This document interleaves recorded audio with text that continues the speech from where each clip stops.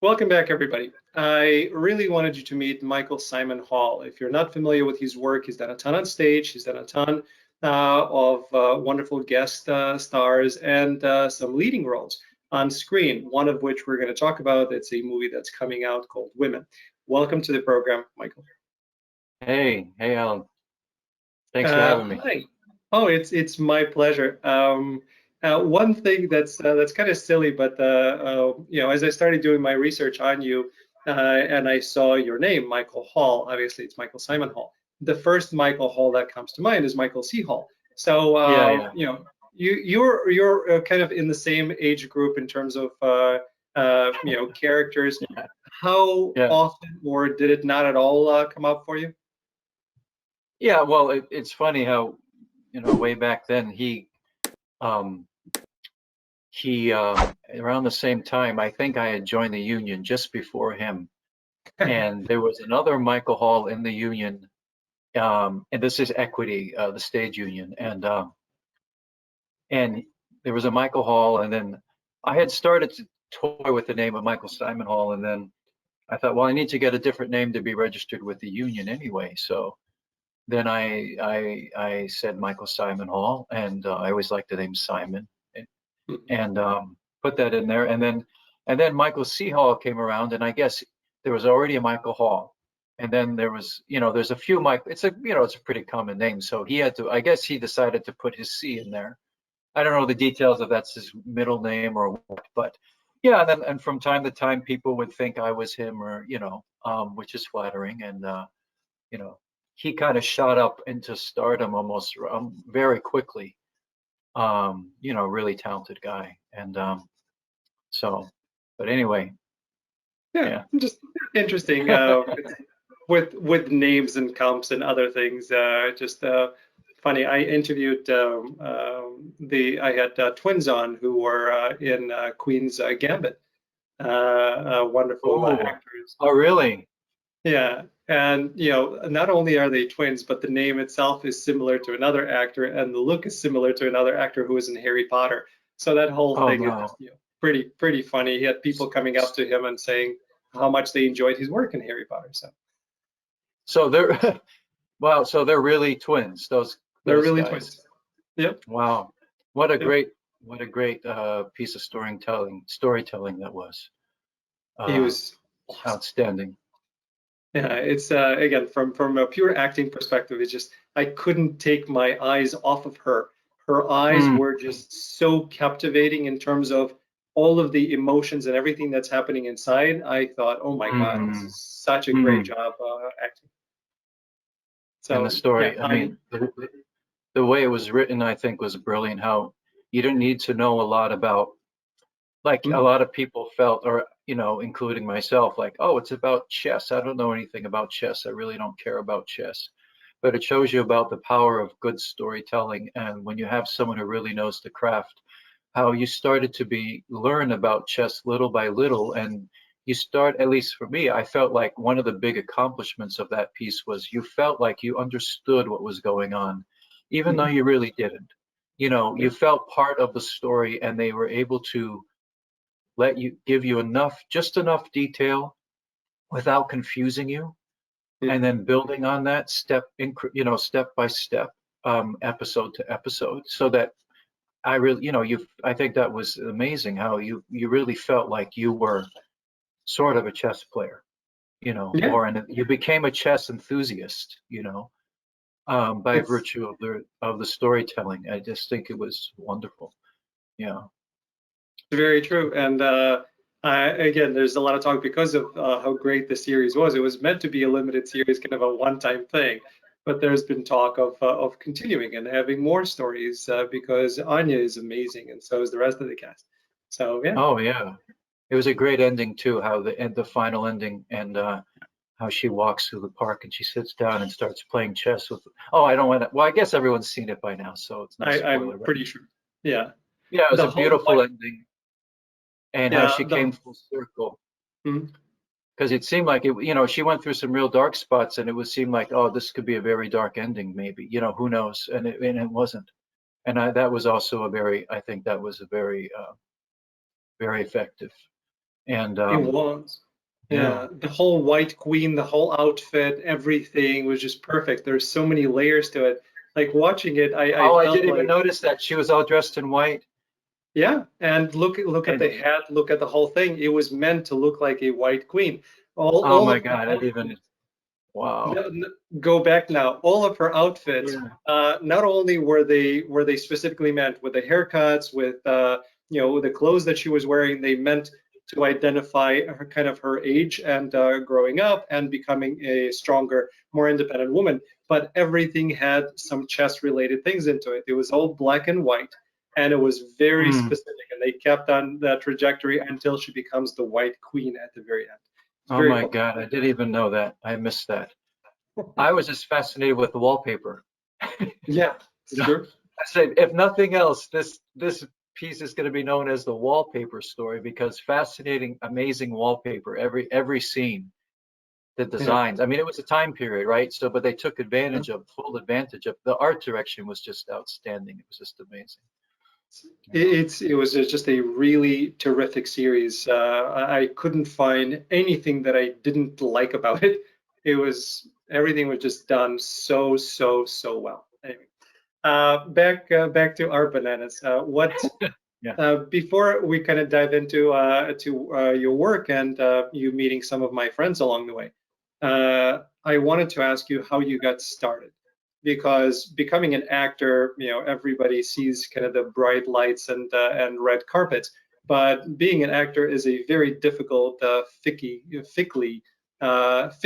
That's the word, finicky thing. So, how did you come by becoming an actor, and why did you do that? I don't, well, I think just about artistic expression, I think was where it was at. And it wasn't necessarily just about acting. I actually started in music when I was very young. And I just had a natural, I sing a lot. And in the past, I've done a lot of musicals. And I actually am doing one right now. And maybe we'll talk about that. And, Yeah. um, but the thing is, I had a deep affinity for music and I played the piano. And then that opened up to other things and storytelling and, in high school I started, well, even no, before high school, when I was in middle school I started acting. And actually in community theater when I was in 7th grade I started doing community theater after doing theater at my local school. And I fell in love with the whole family of, I mean, I remember my first community theater production was Brigadoon, the musical. Yeah. And do you know it? I've seen it, yeah, a long time ago. Yeah, it's beautiful music by Lerner and Lowe. And I was in the ensemble. And but this was a community theater group. And I finally, like, I felt like I found my family. I felt like my family is not necessarily pretty middle of the road, not really that artistic per se. Generally, at least my parents aren't. And I felt like, oh, these people get me and I get them. And I was just on cloud. I really was on cloud nine. And this is in 7th grade. I remember it was like, oh my God, this is amazing. Because you had all age ranges. You had people that were my parents' age. You had people that were my age, the younger, teenagers at that, people, young adults. You had seniors. And because you have this whole community in this little fictional town of Brigadoon, and we all came together. And I realized, oh my God, I'm not the only one who loves this.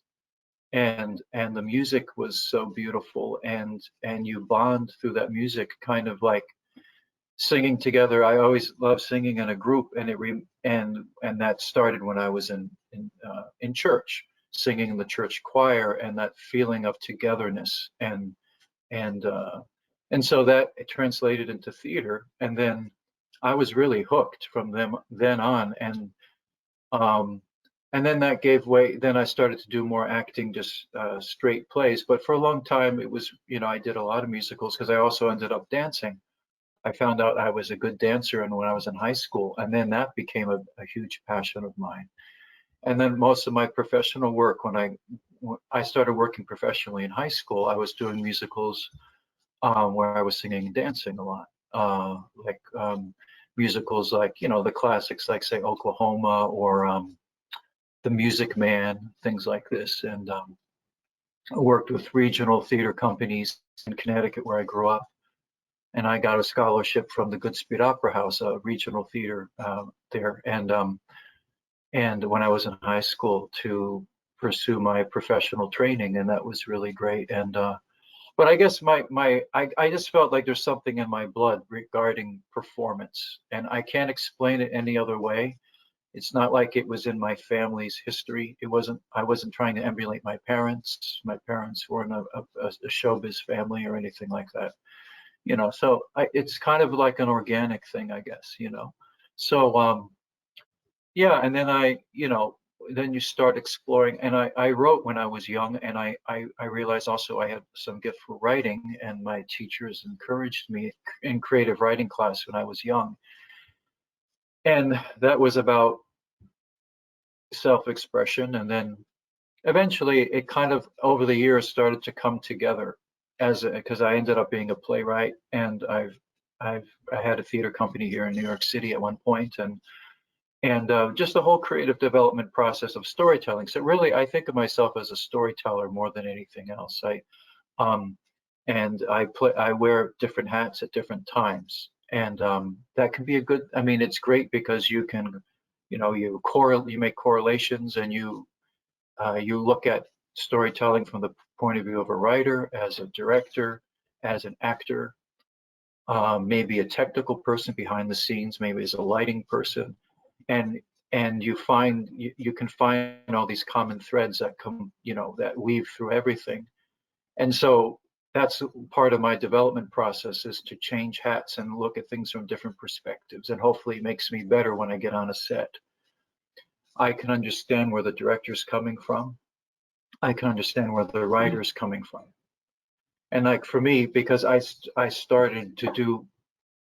only started doing film and TV about 5 years ago, because I was so caught up in theater. It was my passion, and I didn't realize I felt so safe in that space. I didn't want to leave, even though I loved theater. I mean, I loved film and television.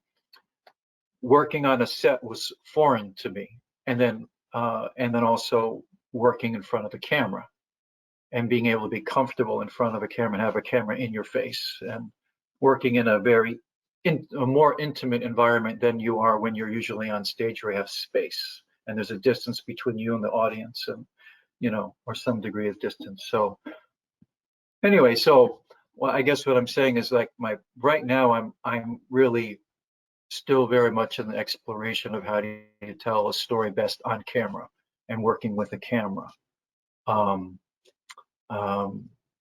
Yeah, so I took anyway,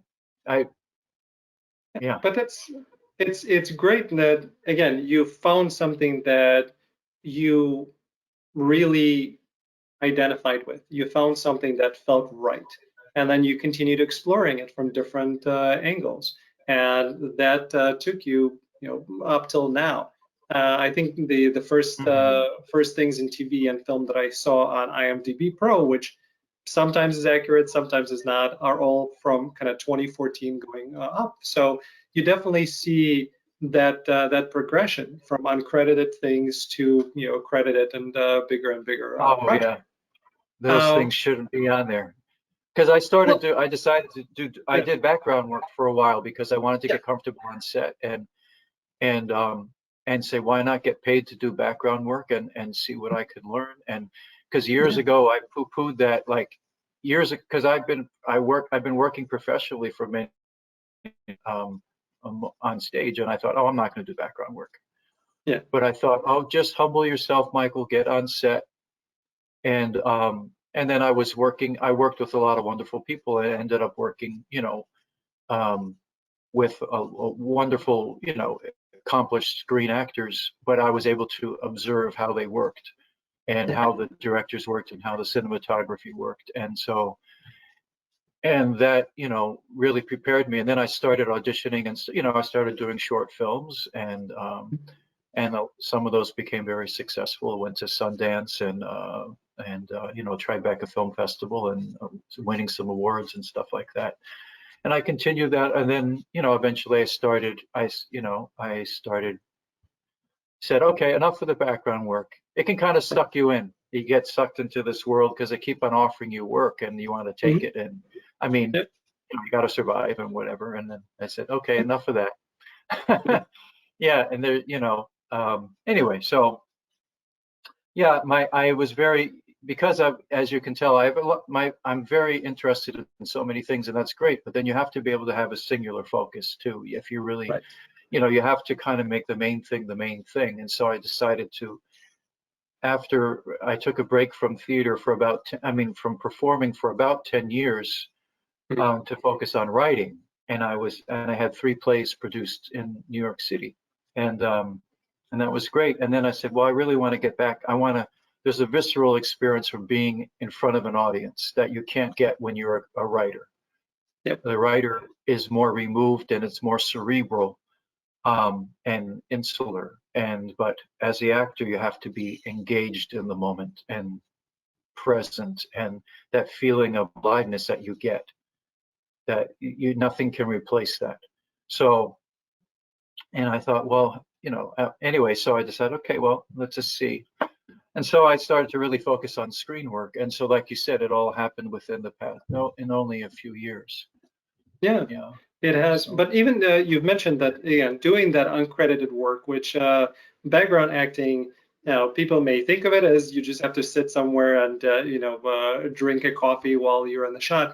It's not exactly like that. Background acting, there's a lot to it, and there's a lot to learn.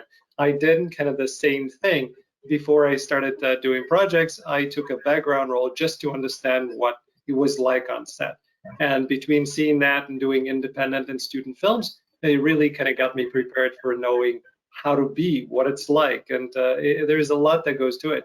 And one of your projects that you were doing that is one of my favorite movies, and in terms of legendary acting performances, was Bridge of Spies.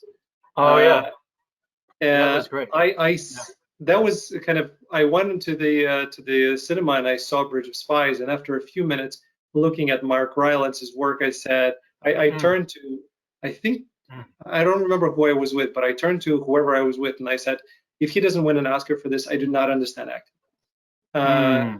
He was just incredible, and it's stuck with me since then. His phrase of "would it help?" I still use that outside of acting, just in regular life. When I find myself stressed, I ask myself, "Would it help?" And then I get back into the norm. Like that movie had Oh my a God. big influence on me. What was it Yeah, like he's a for you? genius.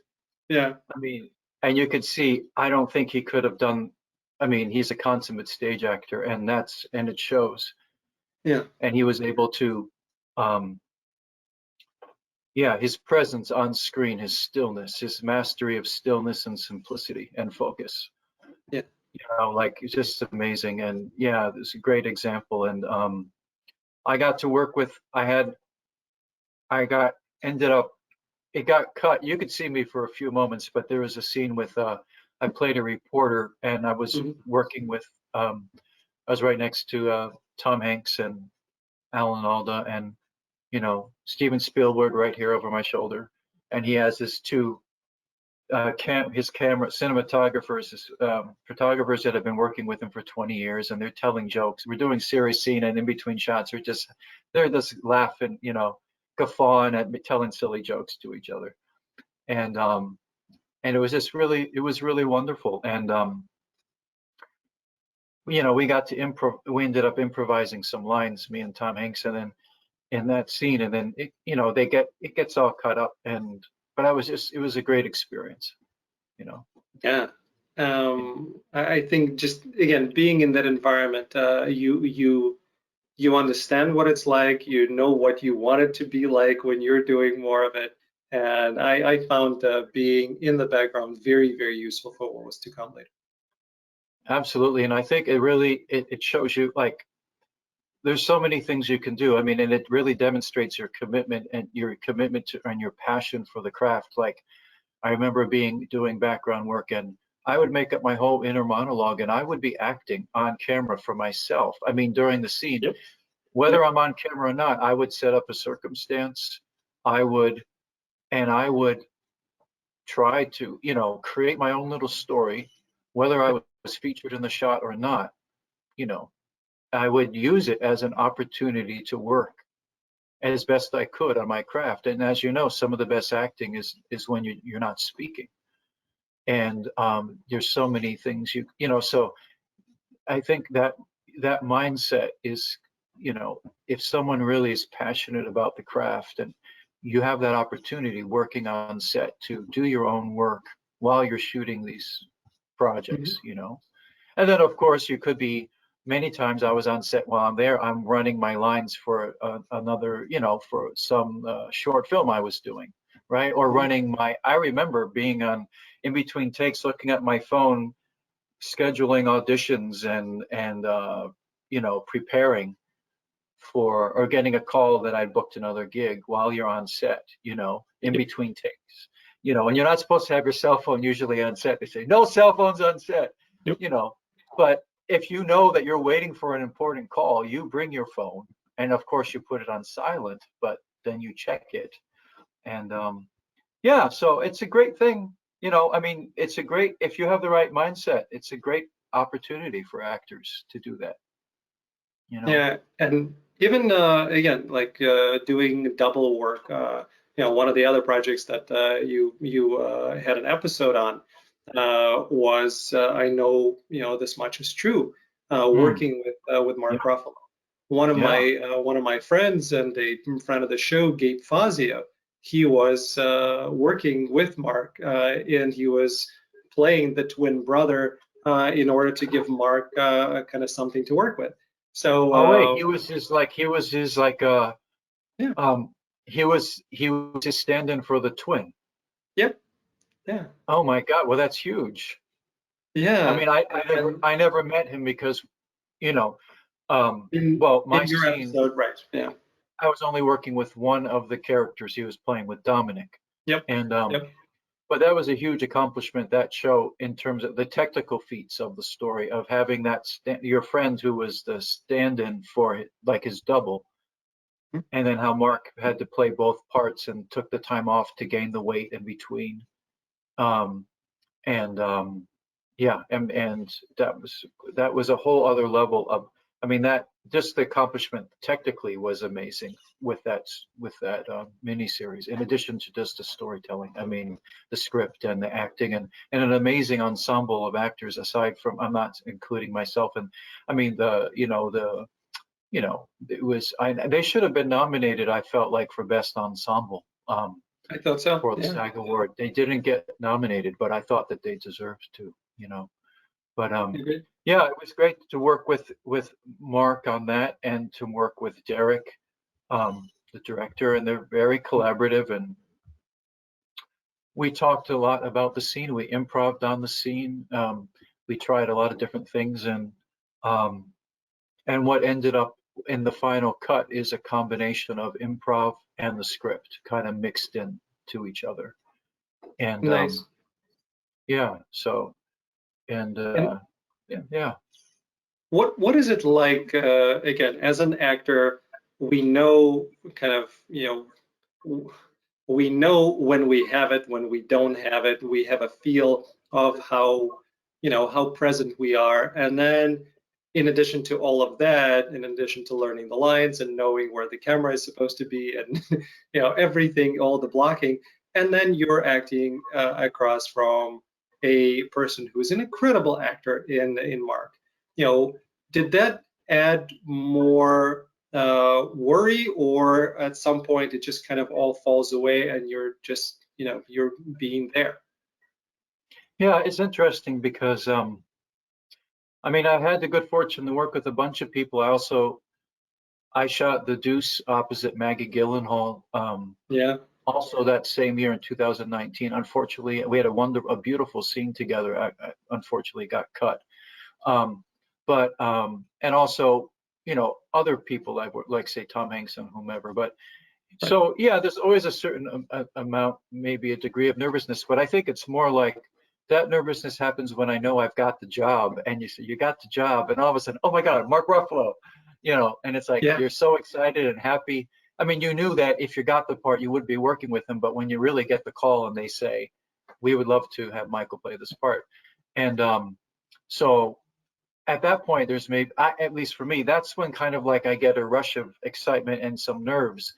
But you have time before the shoot happens, and then I'm able to just settle in to calm down and focus on the storytelling. And then, you get on set, and Mark in particular is, he's a very down-to-earth guy. And, what you get on camera from him, what you see on camera, I mean, in my opinion, and he's played, many different kinds of characters, but generally he's a pretty down-to-earth guy, and in the characters he plays, and that's the way he was. And so I felt like he's probably going to be easy to work with, and so, I met him in the trailer, I mean, in the makeup trailer, and I went over to him and says, hey, I'm going to harass you today. I'm your lawyer. I mean, you're going to I'm your asshole lawyer, whatever. We joked about it. Yeah. And, so you break the ice ahead of time if you can. And so we chatted for a few minutes. And so that helps too before you get on set, and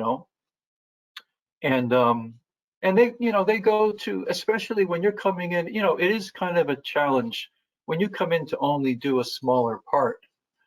You come in out of the blue and you have to assimilate yourself very quickly and find a level of comfort very quickly. And as opposed to, the crew has been shooting, I mean, they have been shooting for months already. And you're coming into their world. And so they do their best to make you feel comfortable, and do everything so that you can relax, and because they know how important that is, right? So, the PAs and the second AD and whatever, and then Derek is really warm and wonderful. And I met with Derek ahead of time, like after my audition, then I had a meeting with him, and I felt a rapport with him right away. So that helps, you feel more comfortable when you get on set. And so it was pretty smooth. Once we got on set, I was, and I guess the thing is, we're all human beings. And I try to remember that no matter who you're across from, they're just a human being. And regardless of their accomplishments and whatnot. And you just communicate to that human being in the context of, obviously you have what is the purpose of the scene? What are you doing? And what am I trying to communicate or achieve in that scene? And you just focus on that, and then you trust the other person. And that's the other great thing, like someone like him, you can trust him. He's so accomplished that that you're in good hands as a scene partner. You don't have to worry about that. In some ways, it maybe makes you feel more comfortable than if maybe you're with someone who may be less experienced, in a way. So I never thought of that before, but yeah, so it was really great. And yeah. Yeah. I found it very interesting, kind of looking at your experience, some of the roles that you're playing on stage. You're playing an abolitionist priest, and then the new movie that we're about to talk about, Women. You're playing, somebody who has well, not skeletons in his closet. He has women in his closet. Yes, Uh, literally. yeah, literally. So, and I looked at it, I thought, what is it? Because, the Good Lord Bird, Ethan Hawke's project that was on HBO. Oh I yeah. auditioned for a number of things, including a abolitionist priest. And I remember kind of doing an audition, and then I did another thing, it's all for kind of guest stars. And you're thinking, first of all, I don't remember if it's HBO or Showtime. I apologize. I'll look it up. But anyway, Yeah, I don't think I've seen that. It was, it's hard to keep track, but yeah. I'm glad you mentioned this. Yeah. Yeah, and So, I remember getting kind of the sides, and oh my God, wow, it's a guest star, recurring guest star in some of those roles on a huge project with Ethan Hawke. So you're trying to take oh all of that yeah. out of all of that out of your head, and just understanding that if you get it, you're going to be with Ethan Hawke in a scene or in many scenes, and then there's that part that you keep trying to get out of your head so it doesn't bother you while you're trying to do your work. It's very interesting. Yeah. But Very the exciting. idea, Yeah. the idea of playing, psychopaths and playing, priests and playing complex kind of troubled characters, I get those auditions quite often. And I'm looking at you and I'm looking at me. We're like, we're nice guys. Why are we getting to play these psychos? What is it in our, in our headshot that people think about and say, yeah, that's the guy who's going to be, the psycho killer in the neighborhood? It's like, why? What is it about us that makes people think that way?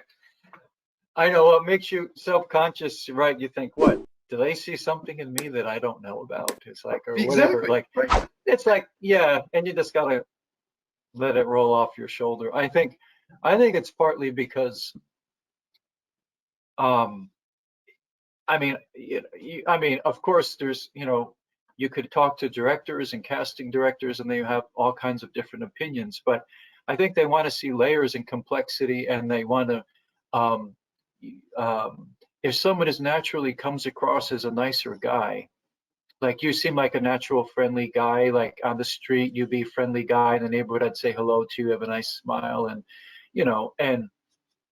it's like that makes it more interesting when you see someone who seems like they're a nice guy, but underneath there's something going on. Or, someone that used to be a nice guy, but is so psychologically damaged that now his behavior has gone in a downward spiral and he's doing some crazy things. And this is part of the makeup of, human nature, and, uh, part of the story of the human race is we're all, I think, innately good people. I mean, me personally, this is my personal feeling. I think that we're all basically good, but we end up doing evil things out of ignorance and out of lack of understanding, lack of knowledge, and generally speaking, I think that's usually what happens to people. And of course, because and when I say they fall into ignorance or whatever, it's because of they've experienced pain themselves to such a level, and they don't know how to release the pain, and then they start to live that pain out in their everyday life, and they start to inflict it on other people, and um, so like this. I mean, there are, I guess, theoretically, there are people who are born insane, and but that's a very, very small percentage of people. Most people, over time, if someone like Jeffrey Dahmer or whoever, or this character I play, Bradley Gilmore, this professor in Women, he experienced some severe trauma when he was a child. That was the backstory, and you learn a little bit about that. And that's where it started. And he never was able to overcome it. And then eventually it spiraled out of control. He never got the help that he should have gotten, and he went off the deep end. And now he's in a, it's a terrible thing to even contemplate how this does happen to people, and that he's like beyond. He seems, he passed the point of no return. How many years ago, I don't know. Um, he's accumulated so many transgressions, um, that it's like he's irredeemable.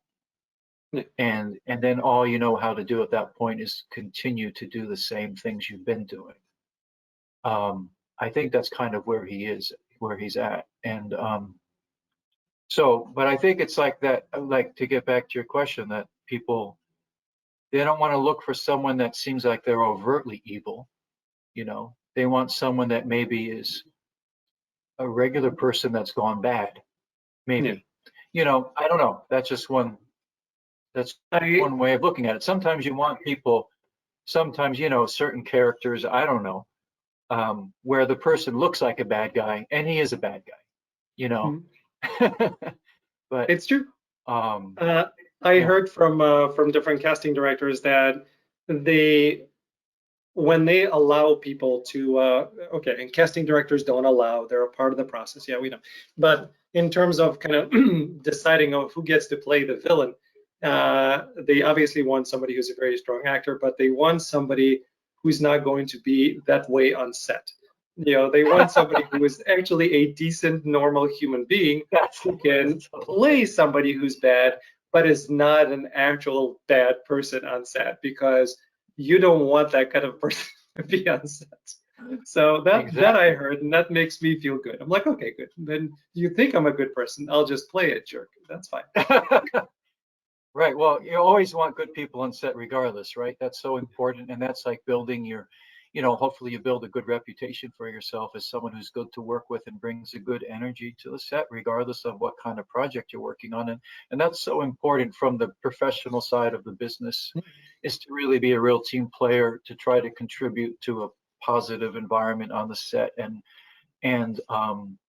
be a professional. And that makes a big difference. And, but yeah, I felt awkward playing this role. I mean, like when I got on set, the two lovely actresses I'm working opposite, Anna Marie Dobbins and Anna Mesh, and also the guy who plays the detective, and we're kind of like Yeah. become arch enemies. The guy who's after me, his name is Adam Dorsey.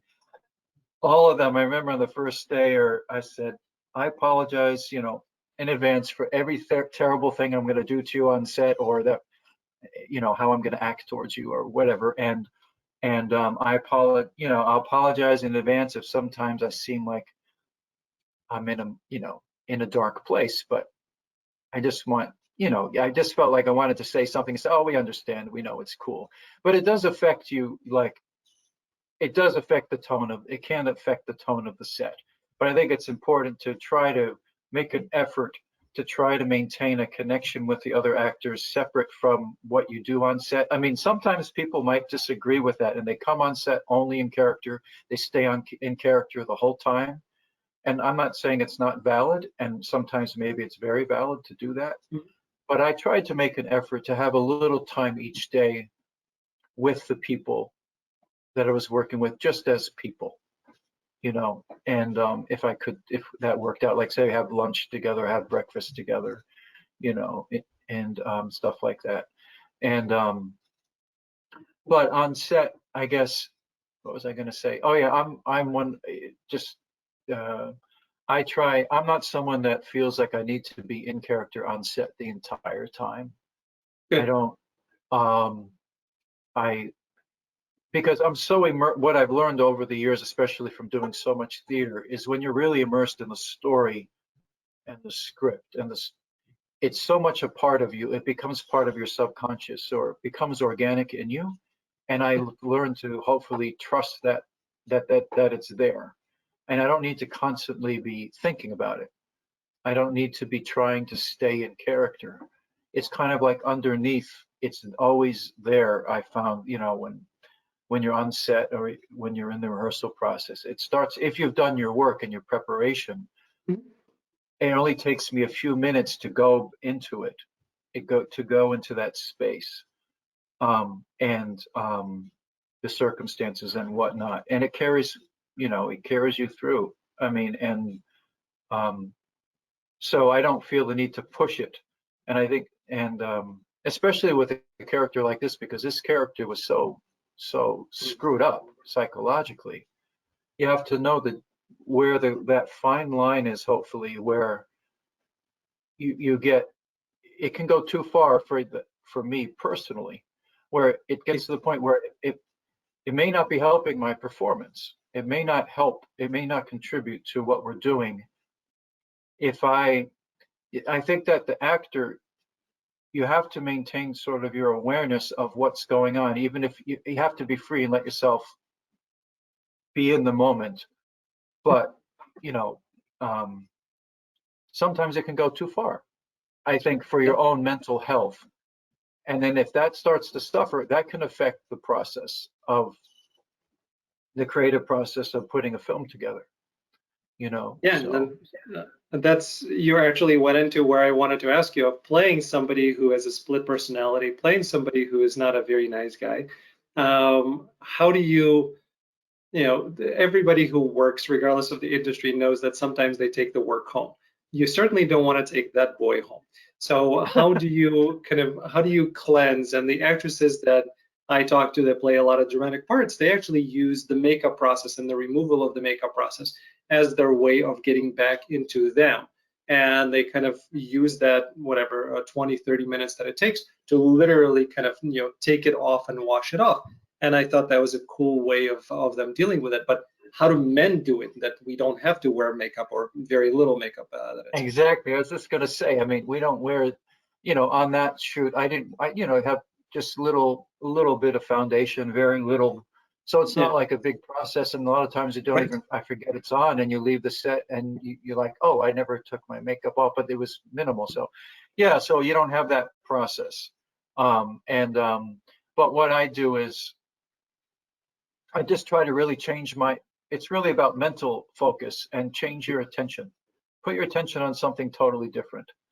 Um, and one thing that helps is just going for a walk, getting away from the set, the environment, going out and just maybe if you can take a walk, a quiet walk in nature. Um, I find nature very relaxing and it's very therapeutic. And it's important to me to do that as part of my, it's kind of something I do on a regular basis, almost every day if I can, even here in New York. I have some beautiful parks near me and I go almost usually daily for a walk.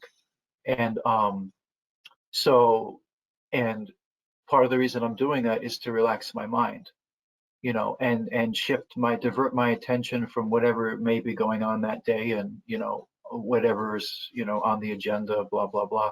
And just look at the trees and look out I'm near the East River. I go out and look at the river, enjoy, even if the weather's not great, I still go out. And so I try to do that on set.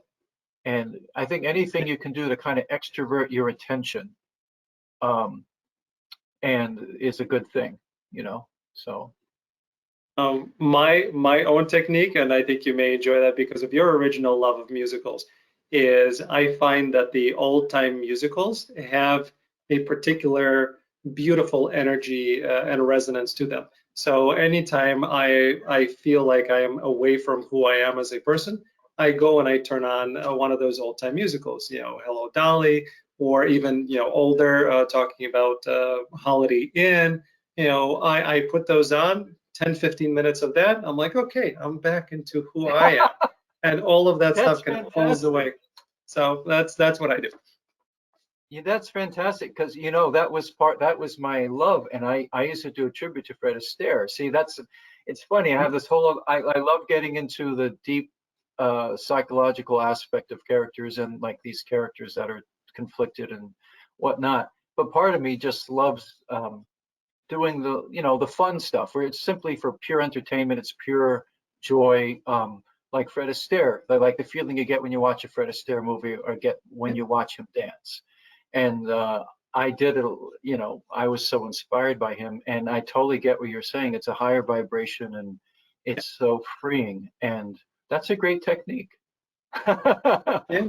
I wanted to be Gene Kelly. I kind of Yeah, my whole Americanization process was coming here and watching these old musicals, and that was cinema to me. That's what I wanted to do, and that's kind of how my whole thing was born. But what's your favorite musical? I know you've done a lot of them, so what's yours? oh, It's as very a tough musical, to.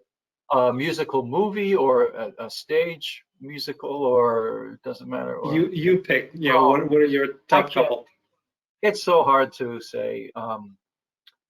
I mean, I love the grand old, the golden age of musical theater, and I love, like, say, Yeah. musical like Gypsy. Gypsy, I did that. I did that once with Rita Moreno years ago. She played Mama Rose, and in a regional tour that we did around the country, and that was wonderful. And I've done that, and then I did that. I've done that musical a few times. Once I played Tulsa, the Song and Dance Man. We have the great tap dance number, and that was fantastic. And I love that musical. I mean, it's just very well written. It's one of the probably the best books of a musical, and also has one of the best scores. Uh, and just love the showbiz feeling of it, like the down and dirty, gritty vaudevillians scraping by to survive, and that whole kind of, I have a very romantic idea of that time period, and I feel like I can relate to that. And I used to get cast in a lot of those things like 1930s period Yeah. shows. And yeah, and so that's one of my favorites. But I also I love Stephen Sondheim. And that's maybe the other side of my personality, I guess you could, or something. Like Sunday in the Park with George is one of my favorite musicals. The You journey of the journey and the challenge of the artist and getting inside the artist's mind, and you know, George Seurat and what was going on with him, and him trying to have a relationship with another human being. And it's like, you know, that tension between human connection with someone, and then also your, you know, your connection with aesthetics and with art. And and I can relate to that as an artist, you know, that challenge. And because, you know, we have our muses, and you can get so caught up in your muse or in your art that sometimes, you know, you forget about people sometimes, you know. right. Yeah, Yeah. I was looking at my phone because you made me think of. I actually put together my top five list of musicals. I couldn't find it, but I know it. I think I know it. And I'm not sure the order anymore because that's going to be a whole thing. But you know, Holiday Inn is definitely one of those. Something Rotten. I love Something Rotten. When I was watching, I'm Oh like, yeah. Did Mel Brooks write this? Because that has Mel Brooks all over it, and he didn't. But so Something Rotten is for me. Fiddler on the Roof is Hmm. in there. Of course, Gene Kelly. My goodness, the main one. What is it? Now my it American escapes in me. Paris. No, not American. Good Morning. Um, what? Singing in the Rain. Thank you. Sing in the Rain. Yeah, So yeah. there's four, and then you know, we can put five of so many things in there. Yeah, yeah, absolutely. I mean, yeah, Gene Kelly's amazing too. And um, um, yeah, those are great musicals you mentioned. I mean, actually, Something Rotten, I saw that, and I was up for a part in that on Broadway, and or the tour or something, and it was like that show is so demanding on the ensemble. It's crazy. They're on stage nonstop, and they have a million costume changes and tons of choreography and everything. And it was like, I don't, I felt like I didn't know if there was really kind of like the character I'd want to play in that show. And I said, this show is extremely demanding. And maybe when I was young, you know, like 20 years ago, but it Yeah. was like, honestly, I don't think I want to do this show. This show, I'd rather watch it than do it. Because I just thought, oh my God, it's like a, yeah, it's a super talented ensemble, and very, very demanding, Yeah. and very, of course, Uh, very entertaining. Yeah. Extremely entertaining. So what is the musical that you're working on now? Well, this is called Henry Box Brown, and it's something I've been a part of for about 3 years right now, through different iterations, and it's continued. You know, musical development takes a long time, Right. and so we've been at the Edinburgh Festival 2 years. We went to the Edinburgh Festival two times, 2018, 2019, and we went back with a different iteration of the show the second time, and continued to develop the show. And it turned out to be a very good thing that we did that, and kind of unusual development process. But Henry Box Brown was a slave in 1749 who escaped from Virginia by shipping himself through the mail in a box through the Underground Railroad, and then he became known as Henry Box Brown. And I play an abolitionist minister, or someone at that time. That the term abolitionist may not even have existed yet, but they called them emancipators at that time. So I became an emancipator. It was based on a true character, Reverend James Smith. He's leading a slaveholding congregation in the heart of the South, in the heart of slavery down in Virginia. And he has an awakening, and he realizes that this is not God's will. and he decides, he says, I can no longer be part of a slaveholding congregation. And he has a big fight with his wife, and you know, he's trying to, he's searching his soul, and he's has tremendous anguish. He's grown up in this culture, and it's, you know, he was indoctrinated into that, and so, but he starts to think bigger, and he's been talking to people in the north, and he has this, you know, he says, I'm sorry, my dear, I can no longer do this. And, you know, and so it's obviously a conflict for their relationship and their family, because he's putting their whole livelihood at stake, and not only that, but their actual survival, their safety. Yep.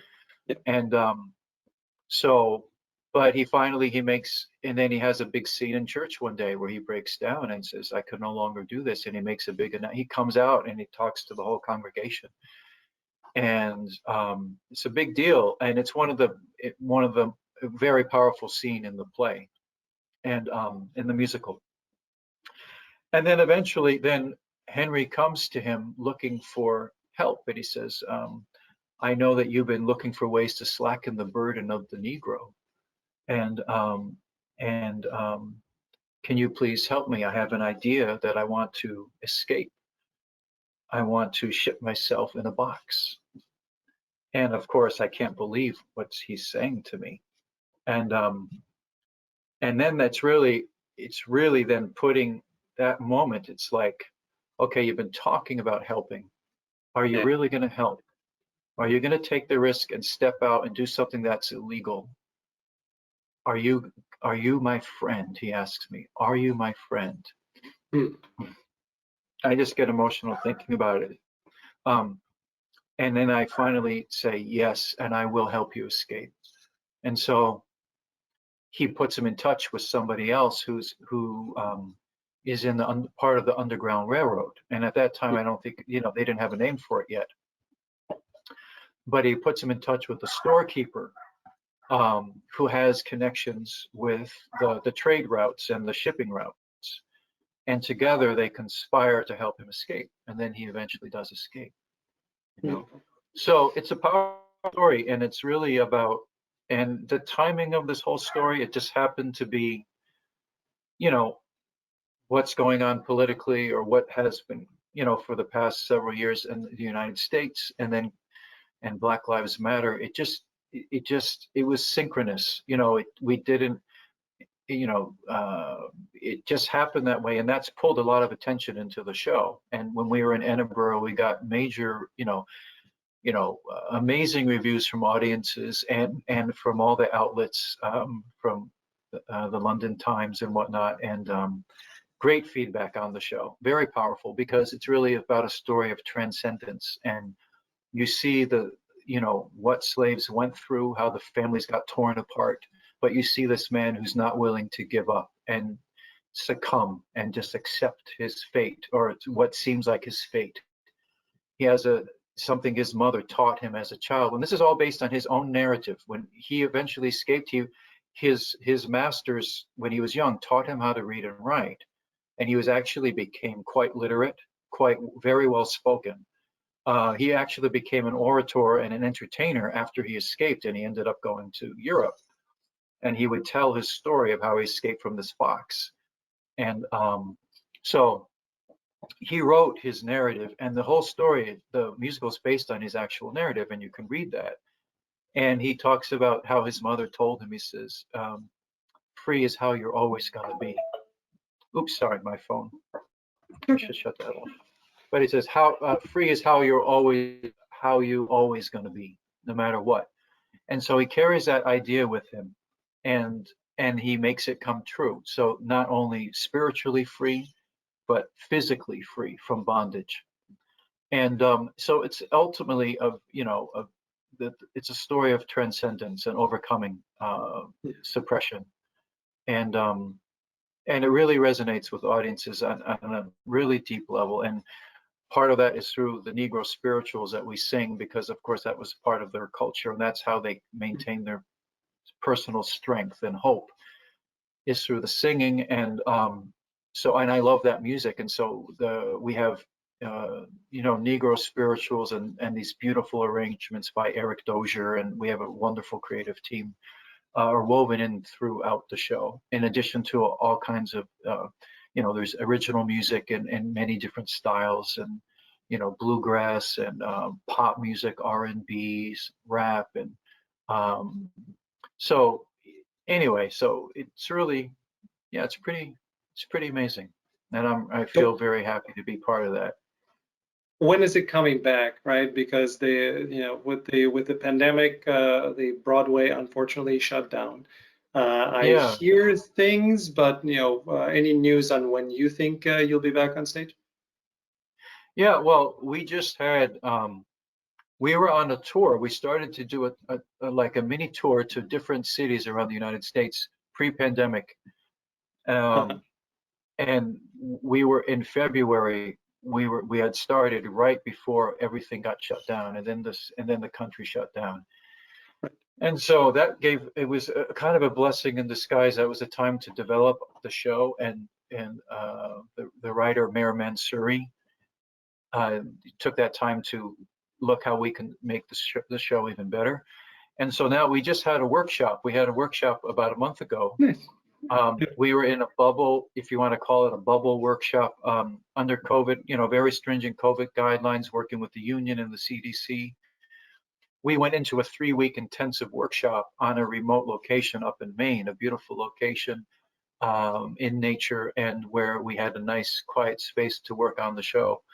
And we did that, and then we had anyway, and we have we have some people that are seriously interested in continuing to develop the show, and producers and whatnot. And so it's very, I could say certain things, but I don't want to say anything yet, but Most not. very promising. And we just got back from that a few weeks ago, and then we just did a new recording of a demo tape of some of the new songs in the show. And we're going back out. We have a performance down we're going to Tennessee in August. So we're going to Nice. resume, we're going to go back into rehearsal in July here in the city. And then we will continue with these dates we have around the country. And the first one is in Tennessee. And then we'll see what happens. Yeah, we'll keep our fingers crossed that everything works out. So everybody watching this, please, if the tour comes to you, go watch it. Go watch Michael. Go watch Michael Simon Hall. Go Yeah, go Henry watch the Box Brown. musical. Yeah, You can look it up on Instagram. It's Henry Box Brown _ the musical. we'll put that right under here. And same thing with the movie. Go see Women, and we apologize in advance that you're going to see Michael being someone who he's not. But that's what makes him a good actor. Perfect. Yeah, Well, it's thank you so opening much, in Michael. theaters. Yeah. Yeah, you're welcome. Yeah, you were saying, I'm sorry, it's playing in theaters now, or is it about to come out? I thought it was out already. No, huh? Oh no, it's not officially out yet. I mean, Oh, even better. it's going to be in a limited release in theaters on May 28th, Oh, and then at that perfect. time it'll go on demand also. It'll be Excellent. on demand. Um, yeah. So Awesome. I look forward to watching it. Thank you again for coming on, and thank you for spending some time with me. And I best of luck in your continued exploration of storytelling. You and many of really talented people. Sujith Verigi is one of my friends, who's a wonderful Canadian actor. He refers to himself just like you as a storyteller, and I think that's the most beautiful part of what it is that you do. oh, thank you. Yeah, I think story is, it's innate to human nature, right? It's like it's part of us, and stories are how we understand life and how we express Yeah, ourselves, and it's like we're all part of a story, right? very true. We're in a story right now. It's that's just the way it looks like. That's the way it is. Yeah, and we have some level of control about what we do in the story, or at least how we react to it. So like in acting, it's same in real life. Be present and go with it and see what happens. Thank you, Michael. Sounds And thank good. you, everybody. Yeah, thanks everybody for tuning in into another episode of Let's Dive In. We know you love acting and people and stories and journeys as much as we do, and that's why we continue doing this for you. Thank you.